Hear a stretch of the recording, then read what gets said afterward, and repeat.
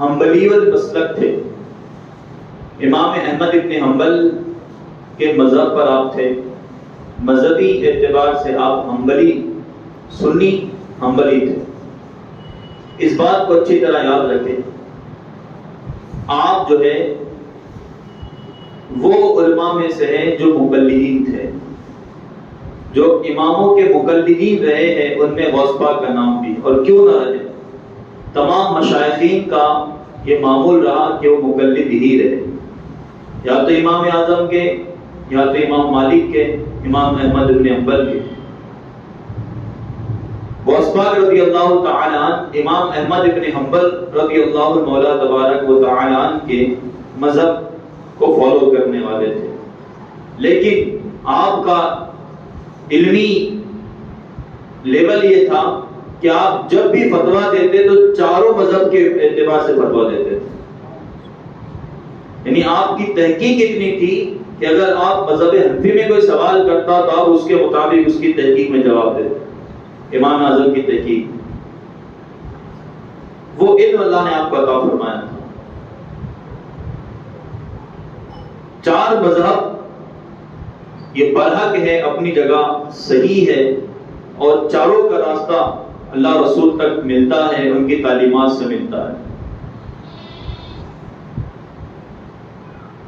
تین باتیں علم شریعت میں بنیاد رہی. ایک اللہ کی وحی, دوسرا مجتہدین کا اجتہاد, اور تیسرا تحقیق. اب نہ تو وحی کا دور ہے نہ تو اجتہاد کا دور ہے. سراج الفقاہ فرماتے ہیں اب جو ہے کسی کو مجتہد ہونے کی ضرورت نہیں ہے, ابھی صرف تحقیق کرنے کی ضرورت ہے. سب کچھ مواد پہلے سے موجود ہے, اب ہمیں صرف تحقیق کی حاجت ہے. اب صرف یہ دور یہ ہے کہ ہم قرآن و حدیث میں ائمہ مجتہدین کا وہ قول ان کے مطابق اس میں تلاش کریں, تحقیق کریں اور اس کا مسئلہ بیان کریں. مثال کے طور پر اللہ کے نبی صلی اللہ علیہ وسلم نے مسافر کے حوالے سے جو قانون بیان کیا, توجہ کرنا. حدیث مبارکہ میں یہ ہے کہ جو کوئی 3 دن 3 رات کی مسافت کے لیے گھر سے نکلتا ہے وہ مسافر ہو جاتا ہے. اب حدیث کے لفظوں میں دن اور رات کا ذکر ہے, لیکن ہر بدلتے زمانے کے اعتبار سے ترقی ہو رہی ہے.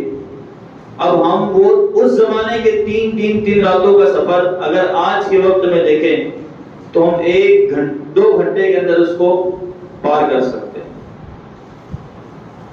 میں آپ کو پھر سے سمجھاتا ہوں. نبی صلی اللہ علیہ وسلم کے زمانے میں 3 دن 3 راتوں کا سفر کوئی پیدل چل کے, اونٹ سے, کھچر سے, گھوڑے پہ چل کر کرتا تھا. تو جتنا آج ہم مسافر کی ایک لمیٹیشن جو بیان کی جاتی ہے 92 کلومیٹر کی, وہ اس زمانے میں 3 دن لگ جاتے تھے وہاں پہنچنے کے لیے. آج کے زمانے میں موٹر سائیکل ہے, کار ہے, 2 گھنٹے لگیں گے, لیکن وہی اگر پلین کے ذریعے اتنا سفر ہو تو آدھے گھنٹے میں پورا ہو جائے. اب حدیث کے الفاظ میں 3 دن 3 راتوں کا ذکر ہے.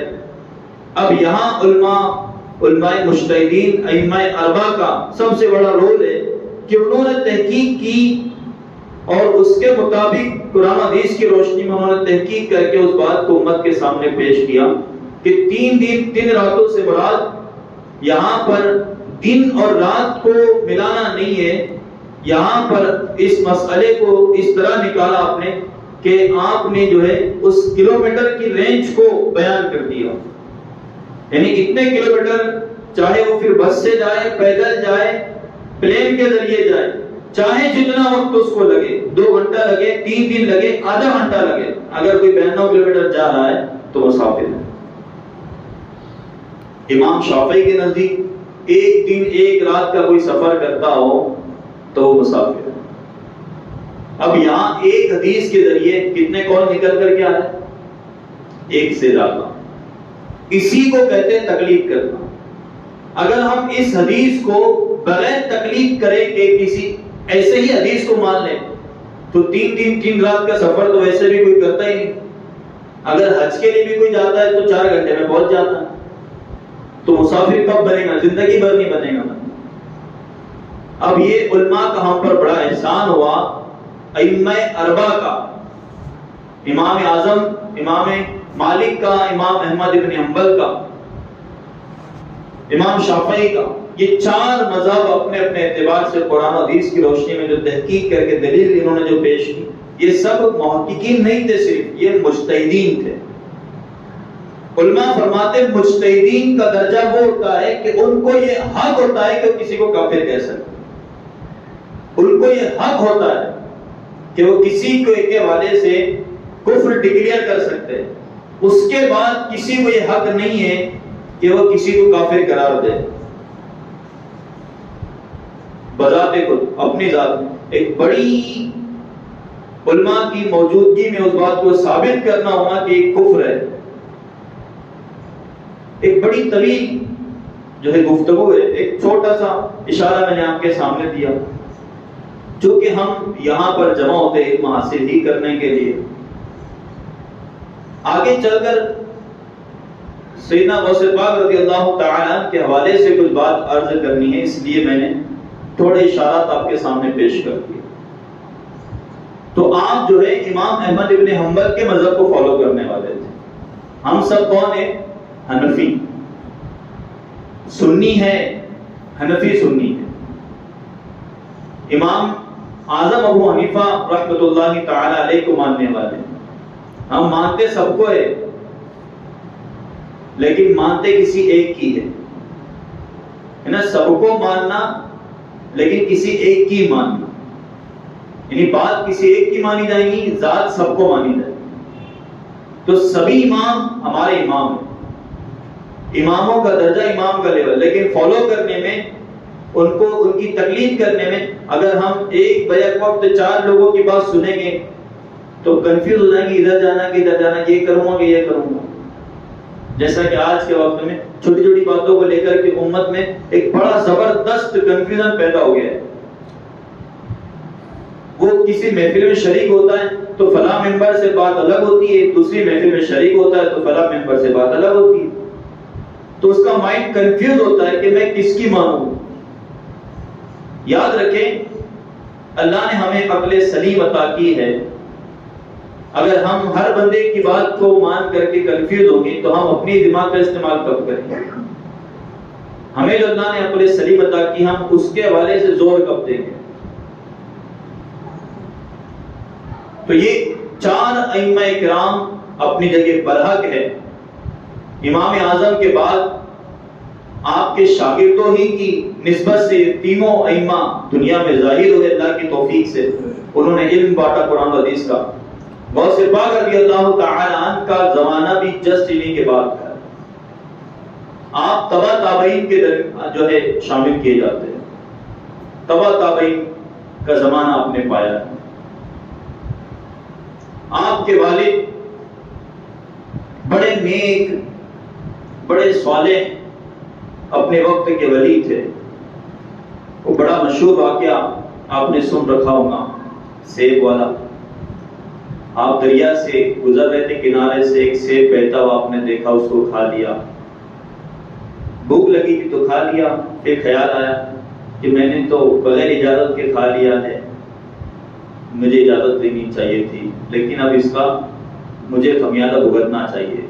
آپ اس بہتی ہوئی دریا کے مخالف سمت میں جاتے جدھر سے وہ دریا بہہ کر کے آ رہا تھا. ڈھونڈتے ڈھونڈتے کہ سیب کہیں نہ کہیں سے تو آیا ہوں. دور چلنے کے بعد ایک باغ ملا. باغ میں ایک شخص کو آپ نے دیکھا، ملاقات کی. بڑے خوبصورت بزرگ تھے. ان کے سامنے کوئی بات رکھی. وہ بزرگ بھی موقع کا فائدہ اٹھاتے ہیں، کیونکہ آنے والا جب اپنی بات رکھتا ہے تو سننے والا سمجھ جاتا ہے کہ اس بندے سے غلطی ہوئی ہے اور اپنی غلطی کا اعتراف کر رہا ہے. اس بات کی یہ واقعہ ہم نے بارہا سنا ہے، لیکن اس میں سے جو ہمارے لیے بڑے زبردست نصیحتوں کے جملے نکل رہے ہیں، اور یہاں پر ایک نیک اور بھلے اور صالح انسان کی پہچان سامنے آ رہی ہے کہ غلطی قبول کرنا ایک نیک انسان کی نشانی ہے. اگر اس سے غلطی ہوئی ہے، گناہ ہوا ہے، تو اعتراف کرے گا، نہ کہ اس سے چھپائے گا یا اس سے دور بھاگے گا، بلکہ اس غلطی کا اعتراف کرتا ہے، مان لیتا ہے کہ میں نے غلطی کی. آپ نے غلطی کا اعتراف کیا، ان بزرگ نے کہا کہ تم کو تو سزا ملے گی، تبھی میں تمہیں معاف کروں گا، میرے بات کی رکھوالی کرو. سالوں تک رکھوالی کی، سالوں تک، مہینوں نہیں، سالوں تک رکھوالی کی. اس کے بعد پھر آپ نے کہا کہ آپ نے مجھے معاف کر دیا ایک سیب کے لیے. بڑی مشکل سے ہوتا ہے چمن میں دیدہ اور پیدا. یہ جو شعر ہے اس میں پوری زندگی لگ جائے گی اس کے ایک مصرے کو سمجھنے میں. اس کا پہلا مصرع آپ سب بتائیں تو پھر میں دوسرا بتا دوں. ہزاروں سال نرگس اپنی بے نوری پہ روتی ہے، بڑی مشکل سے ہوتا ہے چمن میں دیدہ اور پیدا. کیا شعر ہے!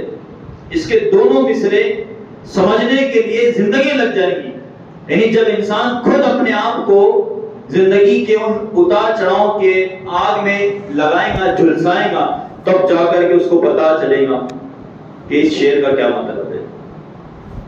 سالوں لگ جاتے، آپ نے سالوں تک اس بات کی رکھوالی کی، اور پھر جب وقت آیا آپ نے کہا مجھے معافی مل سکتی. کہا کہ نہیں، اب بھی باقی کے ایک بات تمہیں اور ماننی پڑے گی. کہا کیا؟ میری بیٹی سے شادی کرنی پڑے. آپ نے بغیر کسی جو ہے وقت ضائع کیے کہ سوچا نہیں، آپ نے کہا ٹھیک ہے، آپ نے ہاں کر دی. انہوں نے کہا کہ وہ آنکھ سے اندھی ہے، پیر سے لولی ہے، زبان سے گونگی ہے، ہر عضو کا ایک عیب بیان کر دیا. کہا کہ ٹھیک ہے، مجھے قبول ہے، میں نے غلطی کی ہے تو اعتراف اس کا تو بھگتنا پڑے گا. نکاح ہو گیا. جب آپ حجرے میں تشریف لے گئے تو وہاں ایک خوبصورت اور بالکل بے عیب ذات بیٹھی تھی. آپ ان کو دیکھ کر کے باہر آ گئے، کہنے لگے کہ مجھے لگتا ہے کہ میں دوسرے روم میں چلا گیا، یا حجرہ وہ نہیں، یا شخص وہ نہیں ہے، معاملہ کیا ہے؟ آپ نے فرمایا بیٹے میری بیٹی وہی ہے جس کو تم نے دیکھا ہے، وہی میری بیٹی ہے. آپ نے تو کہا تھا کہ وہ گونگی اندھی لولی لنگڑی ہے، پھر وہ تو بالکل صحیح سلامت ہے. آپ نے فرمایا ان کے والد نے، بزرگ نے، غصبات کے والد کا نام ابو صالح موسیٰ جنگی دوست تھا. ابو صالح نام کتنا پیارا ہے، صالح، نیک. ابو صالح. ابو کا معنی کے والا بھی آتا ہے اور باپ کے معنی میں بھی آتا ہے. ابو صالح موسیٰ جنگی دوست ان کے والد کا نام تھا. لڑکی کے والد وہ بھی بزرگ تھے. کہنے لگے کہ زبان سے گونگی میں نے اس لیے کہا کہ میری بیٹی نے آج تک زبان کا غلط استعمال نہیں کیا، کان کا غلط استعمال نہیں کیا، ہاتھ کا غلط استعمال نہیں کیا، اپنی آنکھوں سے کچھ غلط نہیں دیکھا، اس لیے میں نے اندھا لولا اور اندھی بہری اور گونگی کہا. اس معنی میں کہا جن کی ماں اتنی پاکیزہ ذات ہو، جن کے والد اتنے پاکیزہ ہو، بھلا بیٹا بس پاک کیسے نہیں بن سکتا. اور آپ یقین جانیں وہ ماں باپ جو اپنی زندگی اسی طرح نیکیوں پر گزارتے ہیں نا، ان کی اولادیں نیک ضرور ہوتی ہے، ضرور اللہ کی قسم نیک بنتی ہے. کوئی نہ کوئی نیک کام اگر انہوں نے کیا ہو، بلکہ اگر انہوں نے اپنی زندگی میں نیکیوں کو اپنا حصہ بنایا ہو، نہیں کیا، ان کی اولادیں اگر بچپن میں ایسا لگتا ہوگا کہ بہت شرارتی ہے، بہت شیطان ہے، لیکن یقین جانیں بڑے ہو کر کے وہ اپنے وقت کے امام ضرور بنتے ہیں. کیونکہ ماں باپ کی وہ نیکیاں اولاد کے لیے مشعل ہدایت بنتی ہے. اللہ کے یہاں کی دعائیں قبول ہوتی ہیں ان ماں باپ کی اپنی اولاد کے لیے. آپ کا دین کے کاموں میں تصرف کرنا اولاد کو نیک بنا دے گا. اگر آپ کے اندر یہ شوق ہے، ذوق ہے، جذبات ہیں، آپ کی ایکٹیویٹیز، ہماری ایکٹیویٹیز مدرسے میں، مسجد میں، اجتماع میں، دین کے کاموں میں لگی ہے بجائے دوسرے کاموں کے، آپ کی اولاد آپ کو دیکھ کر کے وہی عمل کر کے اس کو فالو کرے گی اور نیک بنے گی۔ یہ اصول ہے، یہ اصول ہے، یہ مزاج کا اصول ہے۔ غصبہ رضی اللہ تعالی عنہ کے ماں باپ اتنے نیک تھے، آپ رضی اللہ تعالی عنہ کو اللہ تعالیٰ نے یہ شان عطا فرمائی۔ آپ کا ایک نام محی الدین ہے، دین کو زندہ کرنے والا، دین کو زندہ کرنے والا۔ دین کو زندہ کرنے والا اس معنی میں کہ آپ نے علم تصوف، علم شریعت، علم طریقت، علم حدیث، علم تفسیر، ہر علم پر اللہ نے آپ کو مہارت دی تھی، آپ نے وہ کما حق امت تک پہنچا دیا اور ایسا دین زندہ کیا۔ آپ کی خانقاہ میں بیٹھنے والے صرف ایسے بزرگ نہیں بنے جو کسی دوسرے خانقاہ میں جا کر کے دین کی تبلیغ کرتے تھے یا مسجد میں جا کر کے دین کی تبلیغ کرتے تھے، بلکہ آپ کی تربیت میں رہنے والے ایسے مجاہدین بھی پیدا ہوئے جنہوں نے دنیا میں ایسا نام روشن کیا، دین کی تبلیغ کا وہ کام کیا جو خانقاہ میں بیٹھنے والے نہیں کر سکتے تھے، جو مسجد میں بیٹھنے والے نہیں کر سکتے تھے۔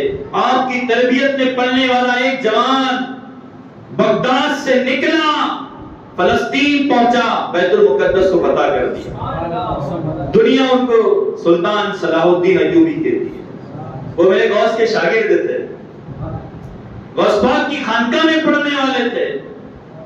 مجھے بتاؤ، ہم دین کو صرف یہاں تک اگر محدود کر دیں کہ اگر کسی نے کچھ کہا تو معاف کر دو، لیکن بات اگر دین کی ہو تو دین کے دشمنوں کو معاف نہیں کیا جاتا۔ اگر بات تلوار اٹھانے کی ہو تو سلطان صلاح الدین ایوبی شاگرد ہو کر بتا رہے یہ بھی دین کا کام ہے۔ وہ بڑا پیارا شعر ہے نا، اقبال کہتے ہیں نکل کر خانقاہوں سے ادا کر رسم شبیری۔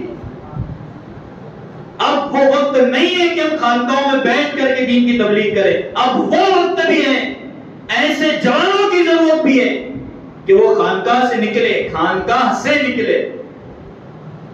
جگہ بھی ایسی اقبال نے جو ہے اشارہ کیا کہ خانقاہوں میں پڑھنے والے انسان پیدا ہوتے ہیں، وہ جب باہر نکلیں گے تو اپنی ذات کے لیے نہیں جائیں گے، اپنی ذات کے لیے تلوار نہیں اٹھائیں گے، دین کے لیے بات کریں گے۔ نکل کر خانقاہوں سے ادا کر رسم شبیری۔ شبیر امام پاک کا نام ہے عبرانی زبان میں، شبر جو ہے امام حسن کا نام ہے اور شبیر امام حسین کا نام ہے۔ ادا کر رسم شبیری، رسم شبیری کس نے ادا کی ہے؟ امام حسین نے ادا کی۔ کربلا کے میدان میں آپ نے تلوار اٹھائی، آپ نڈر ہو کر، بہادر ہو کر کے جو لڑے، تو یہاں بھی آپ دین کا کام کر رہے ہیں۔ سیدنا غوث پاک رضی اللہ تعالیٰ عنہ کی تعلیمات آپ نے اپنے مریدوں کے حوالے سے فرمایا۔ آپ ہی کا ایک شعر ہے، مریدی لا تخف اللہ ربی، اے مریدو مت گھبراؤ، اللہ تمہارے ساتھ ہے۔ بلکہ آپ فرماتے ہیں کہ اگر کوئی قادری ہوں گا میرا مرید، اس وقت تک اسے موت نہیں آئے گی جب تک وہ اپنے گناہوں سے توبہ نہیں کر لیتا۔ اللہ کیا اتنی آپ کی جو ہے رسائی ہے، اللہ اتنی بات مانتا ہے آپ کی، اتنا پسند کرتا ہے آپ کو، اتنی محبت کرتا ہے آپ کو، اس لیے کہ آپ نے اللہ کی مانی اور اتنی مانی کہ اللہ نے کہا میرے بندے عبد القادر بتا تو کیا چاہتا ہے۔ تو اللہ نے ان کی رضا چاہی ہے، وہ ان کی مرضی پوچھی ہے کہ اب میرے بندے بتا تجھے کیا چاہیے۔ دنیا ہی میں جس نے اللہ کو راضی کر لیا وہ غوث پاک رضی اللہ تعالیٰ، یقیناً وہ ولی ہے، ولیوں کے امام ہے۔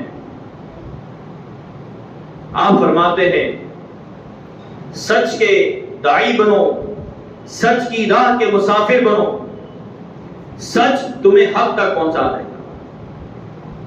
غوث پاک رضی اللہ تعالیٰ عنہ کی تعلیمات میں آپ فرماتے ہیں تمہیں سچ جو ہے حق تک پہنچا دے گا، اللہ تک پہنچا دے گا تمہیں۔ سچائی اللہ تک پہنچا دیتی ہے، سچائی تنہا ضرور چھوڑتی ہے لیکن صرف بندوں سے دور رکھتی ہے، اللہ سے قریب کر دیتی ہے۔ تو تنہائی اگر آ بھی گئی قبول کر لے، اس لیے کہ وہ تنہائی آپ کو اللہ سے ملا دے گی۔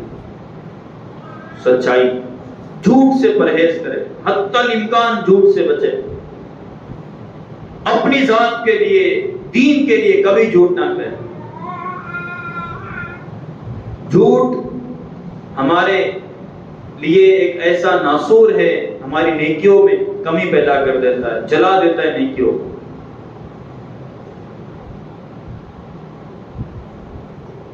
آپ کی تعلیمات میں خدمت خلق کا ایک بڑا حصہ موجود ہے۔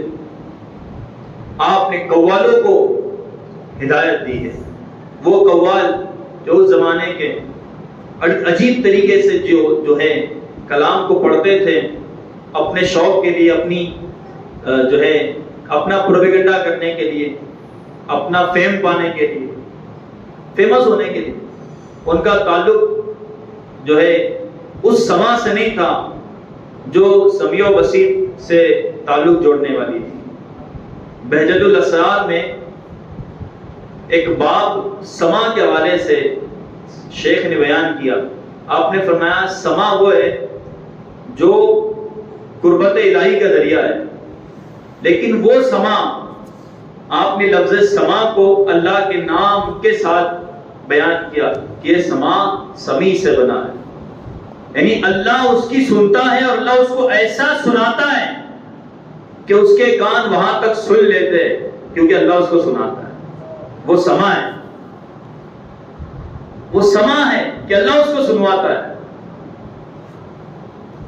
جب بندہ ایسی سنتا ہے جو اللہ کی ہو، وہ سماعت ہے، اور پھر وہ سما کے ذریعے اللہ اس کو وہ کچھ سنوا دیتا ہے جو اس کے کان محدود حد تک نہیں سن سکتے۔ آپ کو بھی سمجھ میں آئے، کوشش کریں سمجھنے کی۔ ایک غوث پاک رضی اللہ تعالیٰ